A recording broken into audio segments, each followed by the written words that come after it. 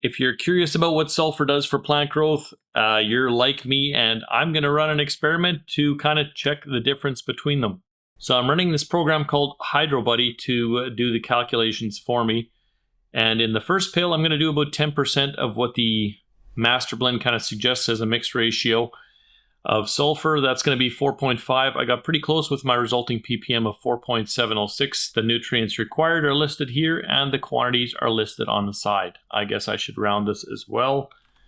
That's going to be 0.4 and 1.3 because my scale just doesn't go that accurate. So it slightly changed the numbers, but we're going to put that into a spreadsheet anyway where we can compare at the end.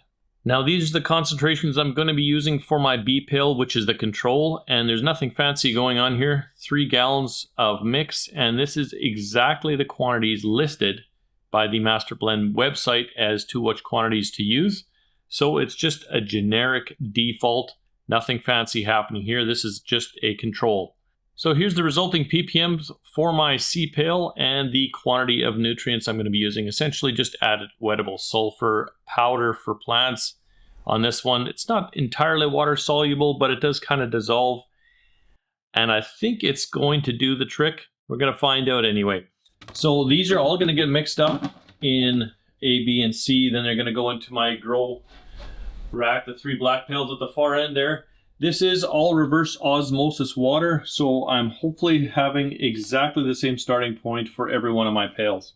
So once I've got all of those nutrients you see in the background mixed up into the pails, I will put them in there. The plants I'm going to be using is daikon radish, just because it's the same plant I've been using for the entire series, and it's a pretty reliable plant for testing for me because it grows so quick and I can get to those results sooner. So those will get planted in there, that grow light will get turned back on, the irrigation system will go on, and this test will be underway. Now I will also be taking a starting and an end reading of pH and EC for all 3 of the pails. That's going to get punched into that spreadsheet as well, so we have a nice place to compare at the end of the video. For all of my measurements, I'm going to be using this little handy digital scale and make sure that everything is accurate.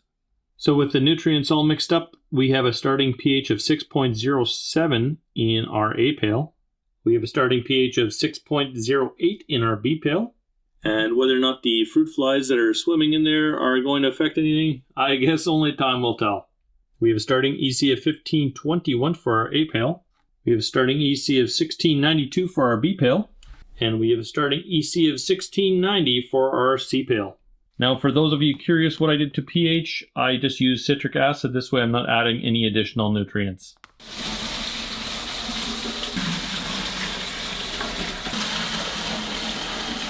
Okay, so I just got all the pumps turned on and checked all of the drippers. They are, in fact, all irrigating. Seeds are planted in there. The daikons are good to go.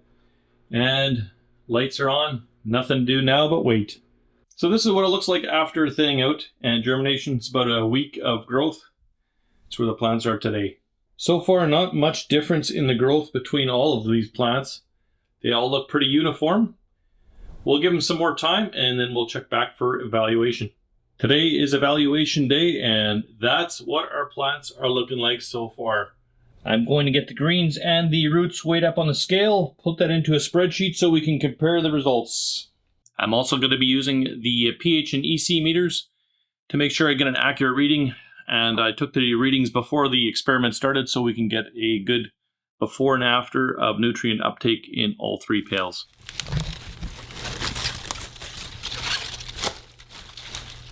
A row first plant, we have 150 for the greens and 15.8 for that root. B row first plant, we have 152 for the greens, 28.1 for the root. C row first plant, 141 for the greens and 31 for the root. B row second plant, we have 184 for the greens and a massive 75.8 for that root. B row second plant, 126 for the green, 23.0 for the root. C row second plant, 75 for the green, 13.5 for the root. And the A row last plant, 102 for the green, 21.7 for the root. B row last plant, 175 for the greens, 35.9 for the root.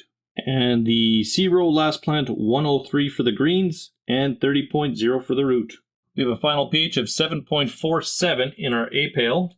We have a final pH of 7.51 in our B pail. And we have a final pH of 7.40 for our C pail.